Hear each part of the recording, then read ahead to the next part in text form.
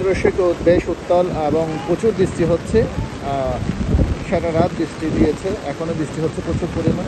তারপরেও আমাদের লাইফগার্ড সদস্যরা দায়িত্ব পালন করছে যাতে কোনো ধরনের সমস্যার সৃষ্টি না হয়। পর্যটকদের নিষেধ করা সত্ত্বেও পর্যটকরা কোনোভাবেই কথা শুনছে না।